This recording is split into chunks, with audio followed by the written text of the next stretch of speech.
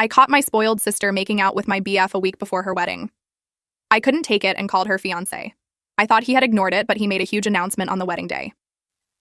I, 28F, was in a difficult situation with my sister, 26F, and my boyfriend, 29M. My sister's wedding was coming up, and I noticed she was acting strange around my boyfriend. It wasn't anything obvious at first, just little things that made me uncomfortable. It started with small comments. My sister would say things like, "Wow, you're so funny," to my boyfriend's jokes, even when they weren't that great. She laughed a bit too hard at everything he said. I tried to brush it off at first, thinking maybe she was just being extra friendly because of the wedding excitement. But then I noticed more. She started finding reasons to touch him casually, a hand on his arm when talking, or bumping into him accidentally when walking past. It was subtle, but it was there. I saw her eyes lingering on him a bit too long when he wasn't looking. It made my stomach churn. I tried to talk to my boyfriend about it.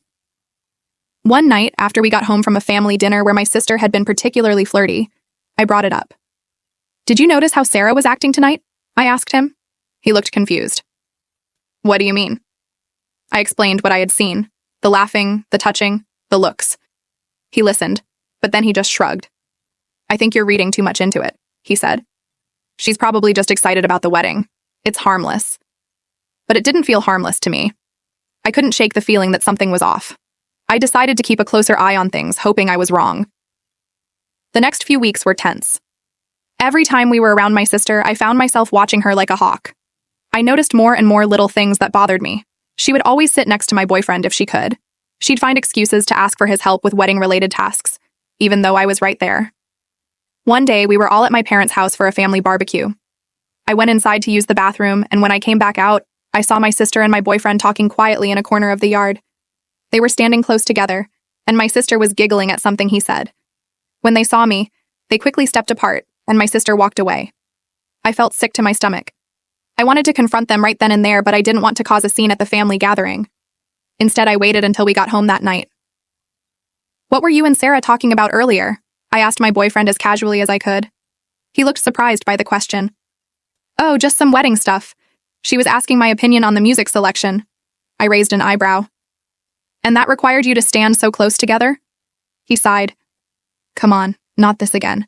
I told you, there's nothing going on. Sarah's just being friendly." I couldn't hold back anymore. "Friendly? She's practically throwing herself at you, and you're not doing anything to stop it." He looked hurt. "What do you want me to do? She's your sister. I'm trying to be nice to her. I can't just tell her to go away." "You could set some boundaries," I said. "You could make it clear you're not interested." "But I'm not interested," he insisted. "There's nothing to make clear. You're seeing things that aren't there." We argued for a while, but it went nowhere. He kept insisting I was imagining things, and I couldn't make him see what was so obvious to me. In the end, we went to bed angry and frustrated. The next day, I decided I needed to talk to my sister directly. I called her and asked if we could meet for coffee. She agreed, sounding cheerful and oblivious to my concerns. We met at a small cafe near her apartment. I was nervous, my hands shaking slightly as I stirred my coffee. My sister chatted happily about wedding plans, not noticing my discomfort. Finally, I couldn't take it anymore. "Sarah," I interrupted her. "We need to talk about something."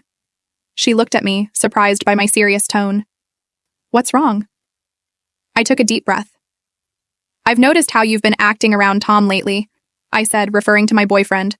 "The flirting, the touching, the way you look at him. It needs to stop." Her face went through a range of emotions: surprise, confusion, then anger.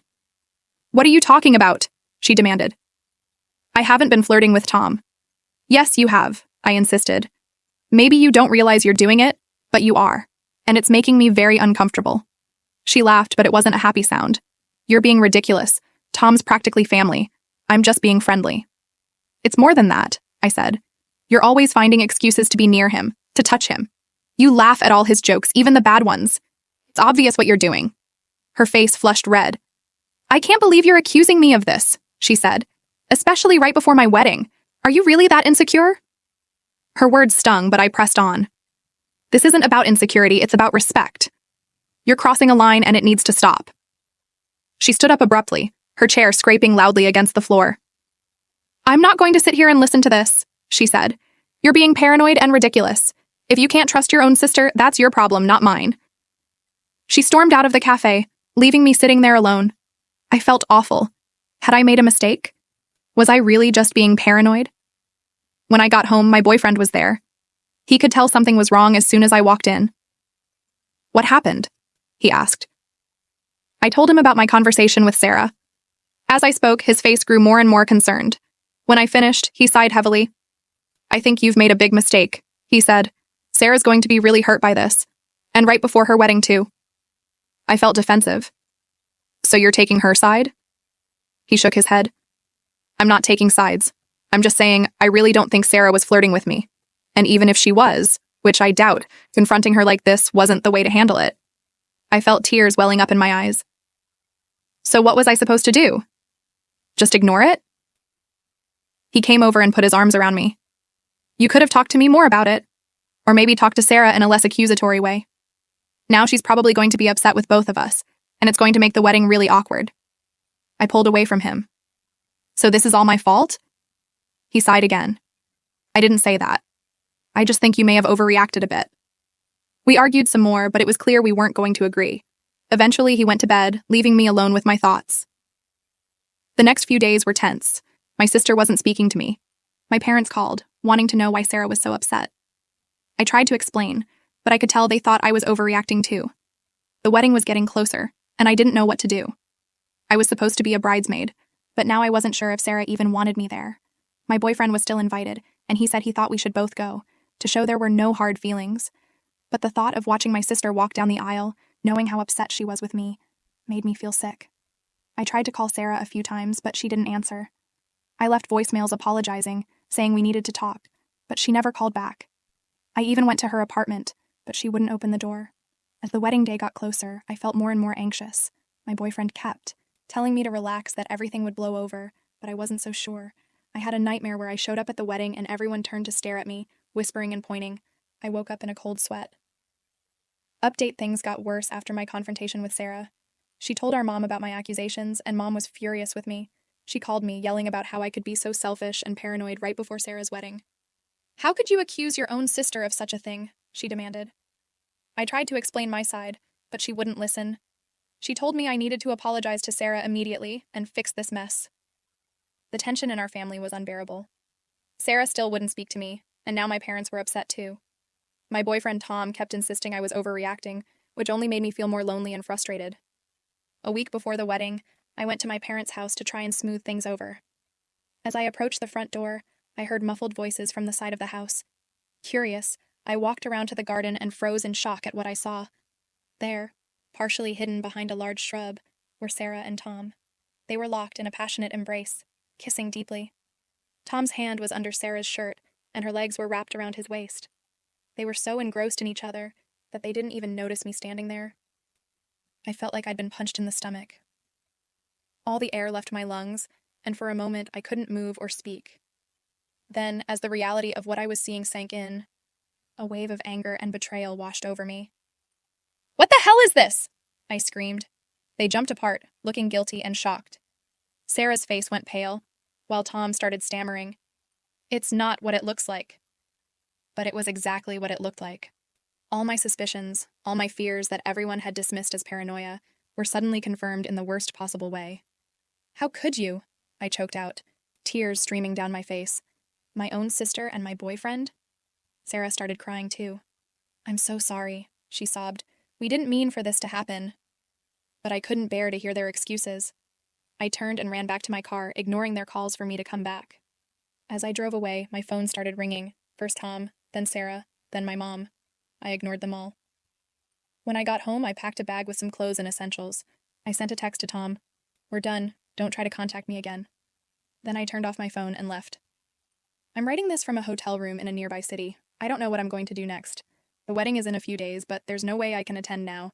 My relationship is over, and my relationship with my sister may never recover from this betrayal.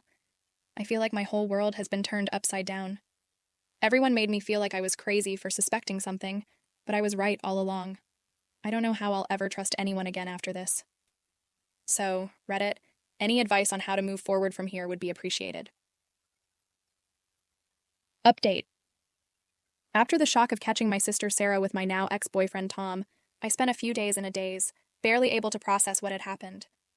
My phone was flooded with messages and missed calls from both of them, as well as from my parents, but I couldn't bring myself to respond. Eventually, I realized there was one person who deserved to know the truth: Mark, Sarah's fiancé. With a heavy heart, I called him. When Mark answered, I could hear the confusion in his voice. Hey, what's going on? Sarah's been a mess, saying you've disappeared and won't talk to anyone. I took a deep breath and told him everything. I explained my initial suspicions, how everyone had dismissed my concerns, and finally, what I had witnessed in my parents' garden. As I spoke, Mark remained silent, only occasionally making a sound to indicate he was still listening. When I finished, there was a long pause. Finally, Mark spoke, his voice low and controlled. Thank you for telling me. I need some time to think about this. That was all he said before hanging up. I sat there, staring at my phone, wondering what he would do with this information. As the wedding day approached, I heard nothing from Mark or my family.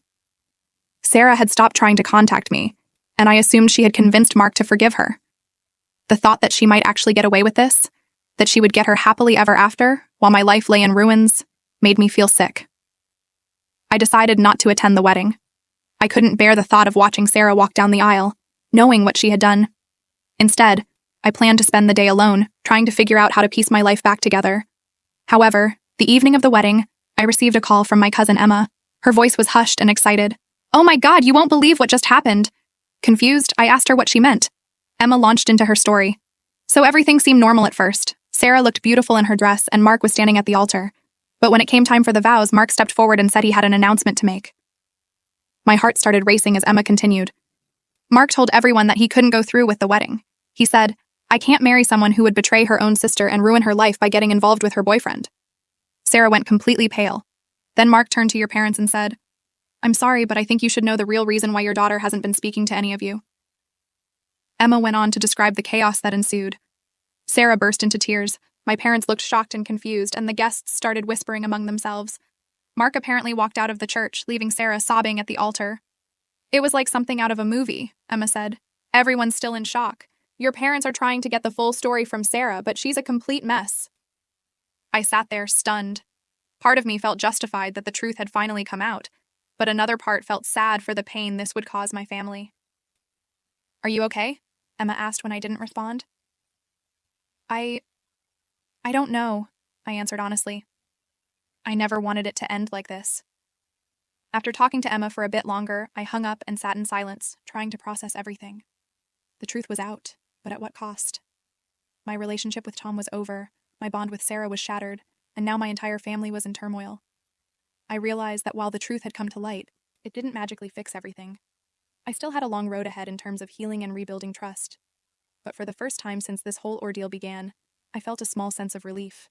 At least now, I could start to move forward without the weight of unspoken truths holding me down. As for what comes next, I'm not sure. I know I'll need to face my family eventually, but for now I'm taking it one day at a time. If nothing else, this experience has taught me the importance of trusting my instincts and standing up for myself, even when others doubt me. To those who supported me through this ordeal, thank you. Your words of encouragement meant more than you know. And to those in similar situations, remember, trust your gut and don't let anyone gaslight you into doubting your own perceptions.